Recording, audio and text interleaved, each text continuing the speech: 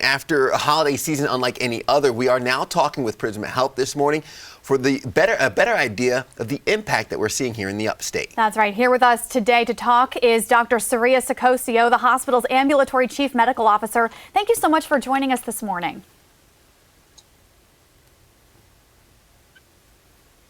Doctor, can you hear us? Yes, can you hear me? We can. We appreciate you being on with us this morning. We know cases have been hovering around 3,000 to 4,000 cases each day. Very concerning for a lot of folks seeing those numbers. Of course, it's the impact we're seeing from Christmas.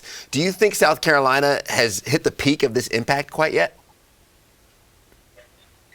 Well, we're beginning to see that rise from the recent holidays.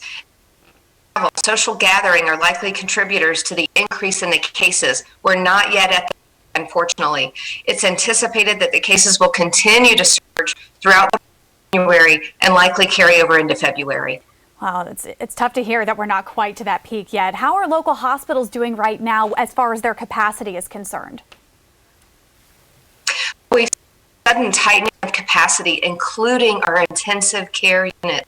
We're able to manage this but we'll have a COVID step-down unit soon. Lawrence County Memorial Hospital so that we can shift patients out of acute care beds for the increasing numbers who are critically ill and need those beds. We're doing our part, now we do yours. It has a responsibility to do our part to lower the spread of the disease. We're relying on each other to curtail the spread. Now, one question is, are you seeing more serious cases now that we're in the winter surge compared to the summer? Well, according to our direct reporting status, hospitalizations and deaths across the state continue to rise. With the volume of cases, we are certainly treating a variety of moderate to severe cases, with patients being throughout our medical and intensive care units. It's really sad to see what's happening in our communities and the loss of life. Absolutely. Well, in the past, the bulk of the cases, at least the new cases, were coming from younger people. Is that still the main cause of the spread?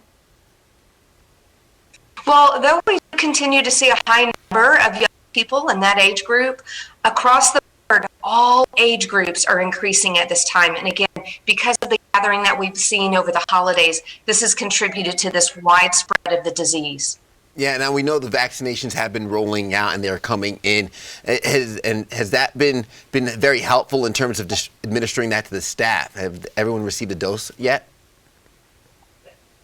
Well, not everyone, but we have seen a huge increase. As of this morning, what we heard is about 50% of our team members have received this vaccine so far. We're excited about this hope that's presented itself. A greater number continue to get vaccinated every day, as well as all individuals across phase 1A in our community. It gives us hope. The sun is rising, but we've got to get through the next couple of months. Everyone's got to do their part until we can get that really out in the community too. Well, there was a lot of concern about the virus and the flu kind of being a bad combination this winter. What have you seen as far as flu cases? Well, excellent question. And so far the flu cases are minimal, but actually this is exactly what we expect this time of year. We are going to smack dab in the middle of flu season. So just like we're seeing a rise in viruses for the COVID-19 spread, we will see the same for flu. It is spread the same way. So social distancing, masking, washing your hands, this will all help prevent the flu as well as the COVID-19 virus. All about practicing good hygiene. Dr. Saccocio with Prisma Health, we appreciate you joining us this morning. Thank you so much. Thank you.